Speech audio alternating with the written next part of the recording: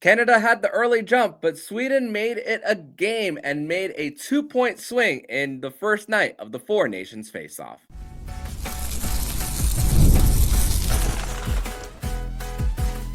You're Locked On Panthers, your daily podcast on the Florida Panthers.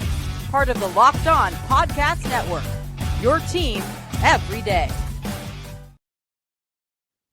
And welcome into this Thursday, February 13th edition of the Locked On Florida Panthers podcast, part of the Locked On Podcast Network, where it's your team every day. Thank you for making the Locked On Florida Panthers podcast your first listen of the day. I'm Armando Velez from the Hockey News. You can follow me on X at Monoman12. Follow the show account on X and Instagram at LO_FLA Panthers and on Blue Sky at LOFLA Panthers. You can follow the podcast anywhere you listen to podcasts and on YouTube. And if you're on the YouTube channel, make sure to press that like button. And shout out to the everydayers who come back here once again and get your daily Florida Panthers fix.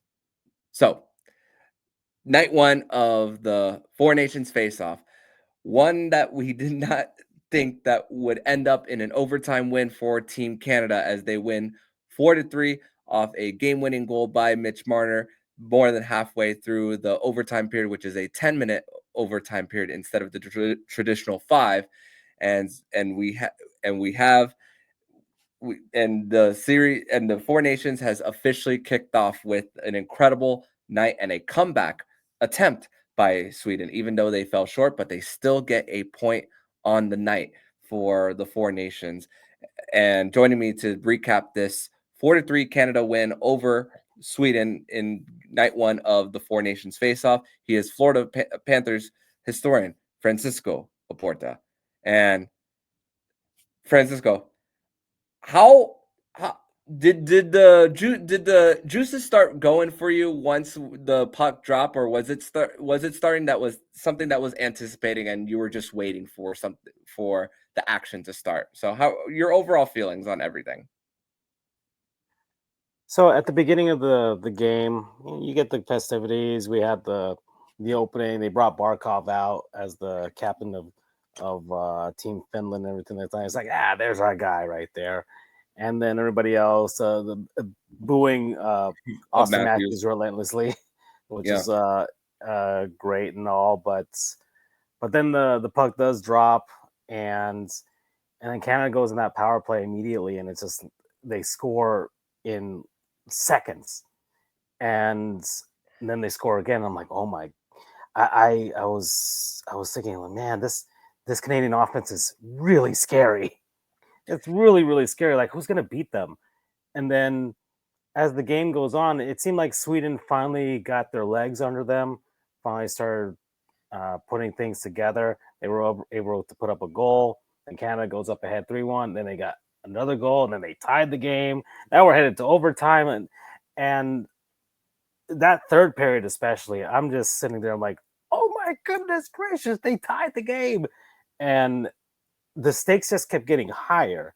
So if I'm the NHL, I couldn't have asked for a better opening game. No doubt. And to think that it took Sweden until under 5 minutes to get their first shot on goal. Not only were they didn't get their first shot on goal until that time, but it was really a hard time for them to just get through the neutral zone and get a cycle without a Canadian skater getting on the back check, or even when they tried to dump it in, there was a red sweater there first to get the puck on the breakout for them. And so they weren't allowing the F1 to get in on the forecheck for them.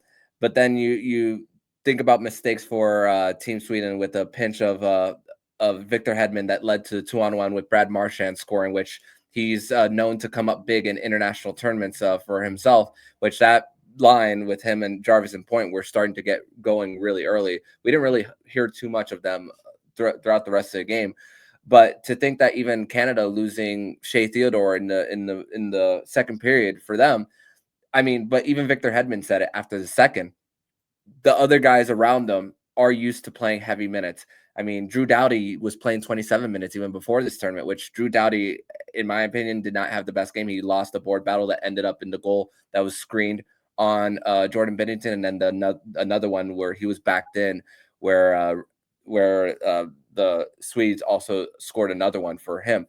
But that also, to deal with that level of adversity, Lucas Raymond on the Sweden side of things, he went to the locker room real quick and then got a secondary assist for them that tied the game for Sweden. So thinking about how they've adjusted and the adversity when it came to that for Sweden, and also how they collapsed around their net, especially from the last 40, was the thing that was a big takeaway from how they adjusted and how they swung the momentum of this game.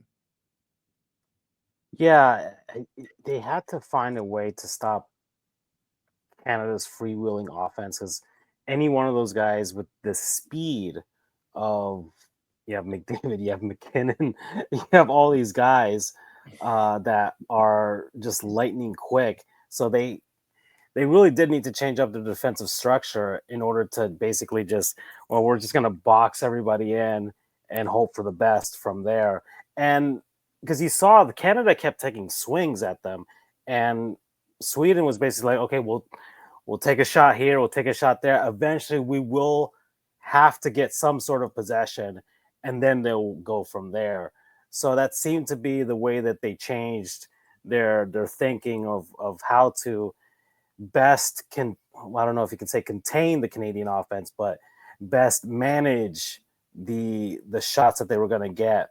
And eventually the shots started to even out as Sweden finally got their legs under them in this game, started getting comfortable, starting actually getting some momentum on their side. They finally, once they scored that first goal, it looked like they were finally back in this game and started to really feel it out, and then see like, oh, we can actually hang with these guys. Yeah, and the amount of times where it was some crazy bounces that could have possibly gone around into the net. I mean, there was one where after Sweden scored to cut it to a 1-goal deficit, there was a little bit of a hot potato with that MacKinnon Stone Crosby line where Rasmus Dahlin just clears the goal after that, and that's one of the examples that I thought of really when it came to just being better and trying to neutralize for them. But also just the different times that we saw big saves from both goaltenders. Each goalie had their moment. Filip Gustavsson on one that was teed up by Devontae's perfectly in the slot and getting the blocker, and then Jordan Binnington in overtime off Mika Zibanejad, which the one of the goals that Canada scored, turnover by Nylander, and then a little late getting back for Mika Zibanejad for him right before Mark Stone scored that one.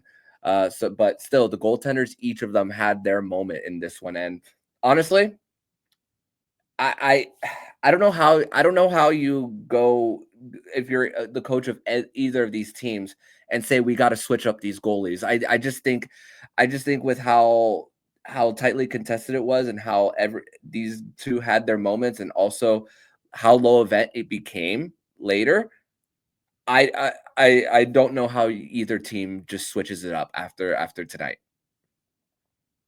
Yeah, well, I mean, both guys showed up and showed that they could be, or they should be, the guys. I mean, you have to give credit to Gustafsson, because I mean, giving up 2 quick goals, and you could have been like, oh man, this Canadian team is about to blow us out, and they could have packed it in. But changing their defensive structure, getting 1 goal in on them as well, and then finally him.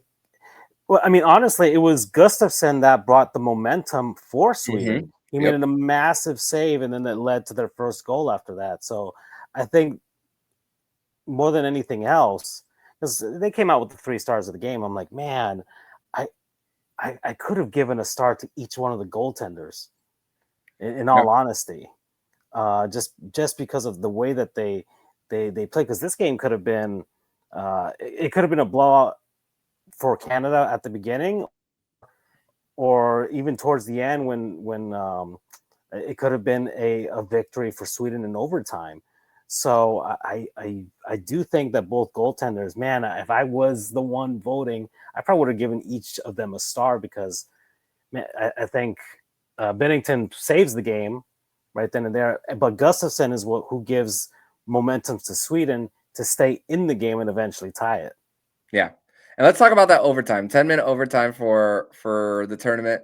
And you think about, I mentioned earlier the Jordan Binnington save on Ricard Raquel, but also the fact that Canada was doing anything they could to get Nathan MacKinnon, Cale Makar, or Connor McDavid on the ice constantly with how they were getting through the zone and just with speed, and then the shot discrepancy for Canada in the overtime period. I'm looking that up real quick because it ended up being 8-4, but there was a one point where it was like 6-1 at the I beginning. mean, Canada had the puck. They were with it might have been like 4 minutes in a row where they were they just had possession. It was just like, okay, here's another shot, and I'm just sitting there like, eventually Sweden's got to get that puck at some point, right? Like at some point, maybe there's like a clean save and they freeze the puck and maybe they can get it back on a face-off or something. But it was okay, shot. All right, let's take it back around. Let's get back into the zone. Another shot. Okay, let's throw it for another shot. And there's Sweden's just on. Well, I can't say that they were on their heels, but they basically were because it was just one after another. But they still, once they did get the puck, have their chances as well. But yeah, there was a point where just they did not have the puck, and I'm just like, oh boy, this is not looking good. Those guys are getting tired out there. Yeah, and then smart pass by Crosby to Marner to freeze the D, and then allowing him to go up the gut right before that game winner for them. And speaking of faceoffs, I mean, that one, the one by Eriksson Ek, where I'm looking back at the visualizer as well on NHL.com, and all I saw was one thing: Canada stood still, allowing them to get right to the net right before the quick passing down below the dots as well. So that was another thing that I'm sure Canada is going to fix there. But great hockey game overall.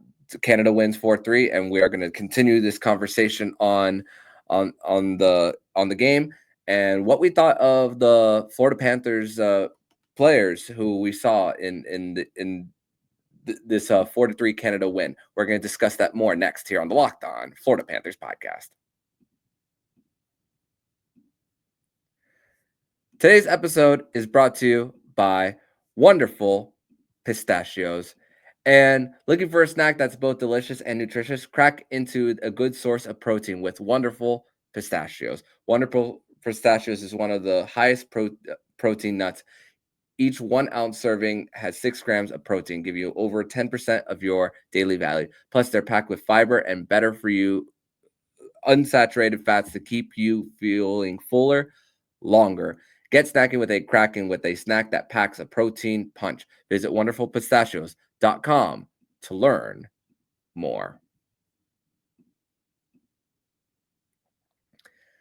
Segment number 2 here on this Thursday, February 13th edition of the Locked On Florida Panthers podcast. Thank you once again for making the Locked On Florida Panthers podcast your first listen of the day here on a Thursday, recapping the 4-3 Canada win over the Swedes in overtime. Canada gets 2 points and Sweden gets 1. And by the way, if you guys do want to check out the story that I wrote earlier today about the synthetic ice rink that opened up today at Boyd Anderson High School, you could check out my article at thehockeynews.com/Florida as there's been a new avenue of for hockey for the South Florida region. We will possibly have some of the interviews and everything in as far as the introduction sometime later in the week. But right now we are dealing currently with the 4 nations here. But Francisco, let's discuss about the Florida Panthers that participated in this game. I spoke on the show about Sam Bennett being the extra forward, did not play tonight. So Sam Reinhart and Gustav Forsling were the only 2 guys playing for as far as a Florida Panthers affiliation. But you think about that goal that Sidney Crosby assisted to Mark Stone. Even then, the gap was pretty tight for Gustav Forsling there. And then we saw on multiple occasions just the matchups that Gustav Forsling had against a Connor McDavid. So it's not just a flash in the pan for this man. You think about plus 56 in the regular season, doing it again in the postseason, and and then once again getting the tough assignments, and then once again, like I mentioned earlier, being the first defenseman for Sweden on the ice, knowing what's across from you. So I was, although there was a goal against for on with Forsling on the ice, very very well played game from him. So second most minutes for Sweden as well. I think Victor Hedman had more as far as being time on ice right there with regards to the defenseman. But man, I don't, and I tweeted it out. I don't know what Gustav Forsling could have done on that Yeah. Crosby play. He did everything perfect, tried to take away the space, and then Crosby just throws it back there to Mark Stone. And you can, and luckily not everybody online, everybody online recognized the fact that the back checking, Mika Zibanejad, William Nylander, they're just letting Mark Stone just waltz in there all by himself and just let him score the goal right there. And I'm just thinking, man, I'm sure Gustav Forsling is just like, man, I kind of wish I had, Barkey or Sam Reinhart or Sam Bennett or Matthew Tkachuk or just somebody that could have at least put a body on the man or done something to not just let him waltz in there, because that's a play where I'm just like, that does not happen on the Florida Panthers, or if it does, it is very, very rare. Yeah, and living once again, just continue living up to his profile as just the the the the backbone of the Panthers defense, and then taking it to Team Sweden for him. Sam Reinhart for him with Team Canada. Obviously, we spoke about that line with him, Connor McDavid, Mitch Marner, 3 shots on goal. It does say -1 on this one. It was the goal that was screened to Jordan Binnington, but great job by Ricard Raquel on the screen, first of all, to allow that to get through for Sweden at the time. But there's one cross ice pass that Sam Reinhart really prevented from an open opportunity, and then we saw multiple times of Selke Trophy play there near the blue paint for him. So I thought the defensive side of the puck for Sam Reinhart really showed out more than the offensive side for him. It was incredibly noticeable. I think everybody noticed it was a big play at the beginning of the game for sure. And that was also another thing where you see, okay, that's the Florida Panther in him. Yeah. Doing that type of play. Because that's the structure of the way the Panthers been playing these last 3 seasons now under the Paul Maurice system. And the selfless says the ability to throw your body on the line to block any sort of shot or the puck. So it just goes to show the I mean they mentioned it on the broadcast how Paul Maurice says that Sam Reinhart is one of the smartest hockey players ever coached, right next to Ron Francis, and it just shows right there he thinks beyond just, okay, I'm a forward and I score. He's all over the place. He plays on the penalty kill. He plays on the power play. He plays everywhere. He does literally everything. Yeah, and for the fact that that quote from Paul Maurice is even continuing on to a national broadcast, and for the profile of Ron Francis from Hartford to Pittsburgh, Carolina, for someone like Ron Francis, and of course the what he's trying to continue that in Seattle as the general manager there. So it's just really high praise, and to think that it's kind of like trench play in football. We saw it recently in the Super Bowl with the Eagles and the Chiefs, which games are won in the trenches. When you think trying to relate that to hockey, about what things over time are going to have you win hockey games, there is tight gap control, forechecking, and how much faster you are at things like puck retrieval.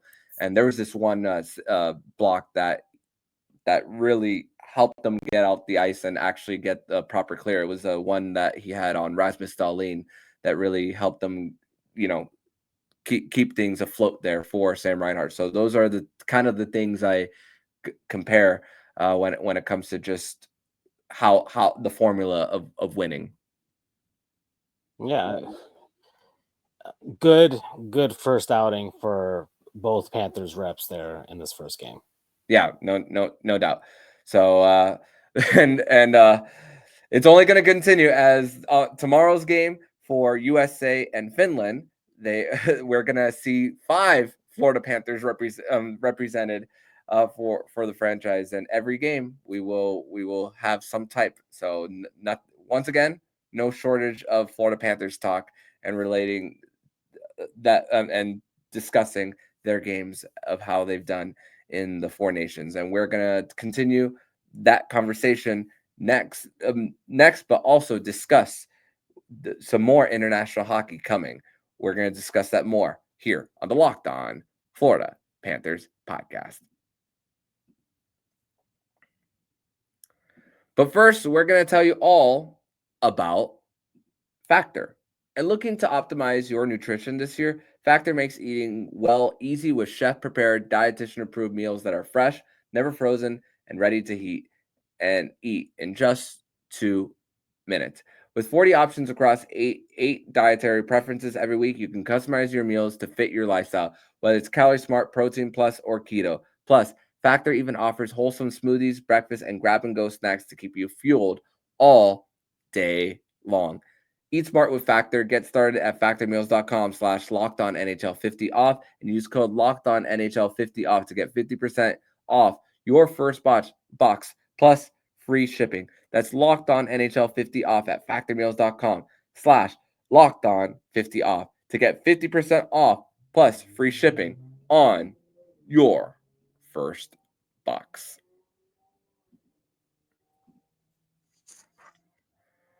Third and final segment here on this Thursday, February 13th edition of the Locked On Florida Panthers podcast. Thank you once again for making the Locked On Florida Panthers podcast your first listen of the day here on a Thursday, here with Florida Panthers historian Francisco Oporta to discuss more on the state of international hockey now. And night 1 is a wrap now, and there is another game for on the table now on Thursday night with Finland taking on the United States. And with this 3-2-1-0 format, one thing that I was afraid of was going into Saturday and seeing one team with 3 points and the other 0, and then both of them decided by before President's Day on Monday. That is one thing I'm glad that they avoided here. So we avoided that already on night 1 for this one. But Francisco, the NHL prior to puck drop on Thursday night said that the World Cup of Hockey is coming back, and they're gonna bring 2 more World Cup of Hockey tournaments, one in 2028 and one in 2032.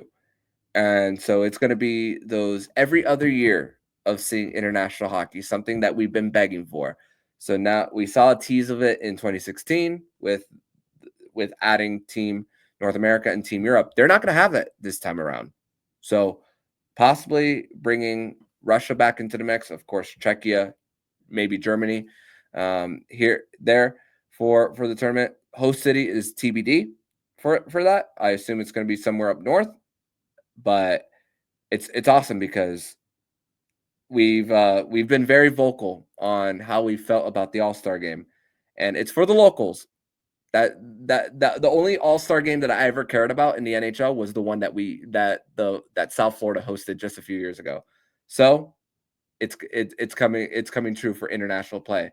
And we just saw the attention online, even on tonight. If anyone listening was spending so much time on X and Blue Sky, that the buzz was certainly real. At least I felt it. What are your thoughts? So I even at work, I was telling people, hey, you have nothing to watch tonight. You might want to watch like hockey and stuff because I'm trying to get people into hockey here.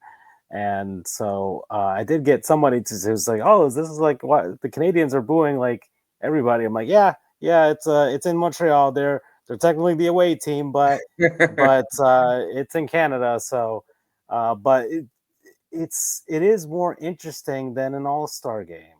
Mm-hmm. As much as that is fun for some things, but man, All-Star games in general have started to be played out for all of these leagues, and they're all trying to find a way to grab some sort of attention. And the NHL is just like, all right, international tournaments, the players love doing them. There's just something about playing for your country that they don't care what's going on in whatever season. They'll drop everything and go. And I think that's really the way to go. I don't think the NBA could do something like that right now still, because I think it's still heavily on the side of the United States as far as talent is concerned. But now with hockey, you just saw, yeah, Canada put together quite an all-star team themselves right now, and we still got an overtime game with Sweden's all-star team going, right? We're going to see how USA and Finland go. And everybody loves the Olympic tournament. Players really love going to do that one. It's always been the number one uh, international hockey tournament across the world. The players routinely, of course, going to the World Championships every year when their regular seasons are over, or even some guys get eliminated from the playoffs and then they fly out and join their international clubs too. And there's just something about international hockey that's different, and the more of it, like I don't think it'll be played out because a lot of people are getting tired of like outdoor games now in the NHL, saying, "Oh, there's too many of them. They need to slow them down and stuff like that." But with international hockey, I don't think anybody's ever said, "Nah, I don't want to see more of this." I think everybody Yeah. has always felt like, I really like seeing this. I really like seeing the amount of effort and just dedication and passion from the players, from the fans, from the coaches. The broadcast teams are engaged. Like everybody just loves seeing it. Yeah, and the fact that parity, just like in the league itself with club teams, it's the same way for the international squads. For them at least, it's harder to predict. I mean, but at the same time, it's just the nature of the sport that one bounce can go one way. Where in a game like basketball, you have like 100 plus shot attempts, so every the better team will eventually find a way to win in a sport like that. So and so that's one thing when it comes to that. So, and speaking of Sidney Crosby, 26 game winning streak now for him. Incredible. 3 assists on the night, first star of the game. So I like that they once again implemented the international style of the two teams there and the player of the game, just like they do in all types of IIHF sanctioned events. So that's another thing for them, just about putting that taste. The only difference is the national anthems are at the beginning instead of the end. So that's the only difference there. But USA Finland Thursday night from same place, Bell Center from Montreal. It's going to be on ESPN. It's going to be Sean McDonough, Ray Farrell, and Emily Kaplan on the call.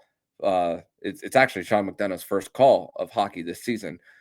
So welcome back to hockey this season, Sean McDonough. But also, we spoke about the USA and who they spent time with, but Barkov had a little bit of time to spend with Teemu Selanne, and that was something that was discussed on 32 Thoughts. Played a little bit with them in 2014 for the Olympics, but obviously Barkov didn't really play much due to the injury there. So had a little bit of time to reunite with them and spoke about the best memories of his life, and also he spoke himself about how much he wants to watch being part of the Olympics because he watches it from morning to night every single sport. And Barkov didn't deny the fact that how thin Finland's blue line is, but he also discussed about how the systems and how the fact that I think one thing that Sweden and Finland really the edge they have over the US is because they don't have as many people playing as the USA and Canada. They've ran through tournaments together, so the chemistry for these two nations in based in Europe, the adjustment period is a lot easier. So maybe that's why we saw something like tonight happen, where Sweden was able to come back and make it a game. So I think, not necessarily saying that it's going to be the same thing, but you just never know. Yeah, I mean, once again, they're putting together 4 all-star teams, and yeah, the pool of players that Canada and the USA, I mean, they showed the percentage of how many players are coming from us. So Canada's about 42% of the league. USA is about 29% of the league, and everybody else is falls in from them. And I think 9-point-something% for Sweden, and then Russia after that, and then finally Finland is like 5% of the NHL's players. So it is a smaller pool, and yeah, the familiarity together can help with regards to supposed deficiencies as far as overall talent, you would say, on paper compared to the other guys. But I mean, there's no slouches on Finland's team either. I mean, you have probably, I mean, as far as Panthers fans are concerned, the best two-way forward in the NHL as well. So, and you've got, all the other guys that come with that. So it'll be interesting. We'll see how Team USA, I'm sure they're going to come out thinking, well, we don't want to be in a situation where Canada is up and then they let Sweden get back in the game. But we'll see, because it depends on whoever strikes first, because I can tell you this, man, Barkov, what a year he would have if he's lifting the Stanley Cup and then he gets this as an international trophy later on. So you never know. But then again, Kachuk could also be lifting something too. So remember when Barkov was underrated? And everybody knows his name, so that's great. Yeah, so he himself has come a long way, and we as Florida Panthers viewers, fans, and have definitely don't have to touch on that anymore, and to think that it's flipped so much. Also, one thing that Alexander Barkov spoke about with Elliot Friedman and Kyle Bukauskas was just the time they spent together even before watching the Super Bowl. And he actually called out Nico Mikkola on betting on the Super Bowl. He's like, oh, he's all about the money, about betting on the Eagles there for the Super Bowl. So he called him out a little bit. So Mikkola, a little bit of a degenerate there. So we'll see how Finland matches up against the USA. I'm expecting a big performance out of the one dark horse on USA, Kyle Connor, for him. I think that he's made for a tournament like this, and playing in a small market. Jack Eichel's two-way play has just improved as well. He's on both sides of the ice for them. So that's another thing that I'm just constantly going to be looking for. And they have the starting goalie. Actually, we have the starters. UC Saros versus Connor Hellebuck, as expected. Yeah, I mean, Team USA's 3 goaltenders are just like, man, any one of them should be a number 1 starter. Yeah. So that is going to be a tough hill to climb, but this is why once again you play the games here for. I mean, Finland's got 1 goalie. I mean, UC Saros is the guy. Yes. So I mean, if there's only one guy that they've got, man, they got the best guys. He's one of the best in NHL too. So yeah, and like I said yesterday, for the show, throughout the recent play for him, and with better talent around him right now than what he's Nashville's talented, but the structure isn't right for what they have there. Take away that from what they're doing in Nashville, and this, I think we're going to see night and day from UC Saros. I mean, we could possibly see a 3-2-1, 3-2 type of game. So we'll see. That's why we play the games once again. So, Francisco, I want to thank you so much for joining me once again on this edition of the Locked On Florida Panthers podcast. That was a successful show as we recap this Canada's 4-3 overtime win over Team Sweden. Tell everybody where they can follow you online, my friend. Yeah, FLA Cats History. And then I am on Blue Sky. I should start posting there a little bit more, which should also be like FLA Panthers History or something like that. And then I'm on Twitter. I think my TikTok is still alive, and Instagram as well. So you can find me there. My collab with Jerseys 305. We sold out on the jerseys, so they're gone. So it was a limited time thing. So I hope people that got them are very happy with them. You already had a guest of your own that had one of them already. Yep. So it looked very beautiful. So I'm glad it turned out very well. I hope I get to see a few of those at the arena as well, just walking around, people asking about it. So but we'll be looking to do a new collab as well. So we'll have a new-ish design in the future. I don't know. We could have a more Marlins inspired design in the future as well as we get closer to the Miami Winter Classic. So yeah, and that's where I'm at. Yeah, looking forward to your future projects and for us to promote it on the show. So thank you once again, my friend, and I will see you again very soon. And if you like what you're hearing, please subscribe to the podcast to be notified every single time the Locked On Florida Panthers podcast jumps into your podcast feed. Don't forget to also subscribe to the other shows on the Locked On NHL network, including Locked On NHL, Locked On Fantasy Hockey, Flip Livingstone, and Stu Roden, and Locked On NHL Prospects. Thank you once again for making Locked On Florida Panthers podcast your first listen of the day. So I'm Armando Velez with Francisco Oporta, and you've been listening to Locked On Florida Panthers podcast, part of the Locked On Podcast Network, where it's your team every day.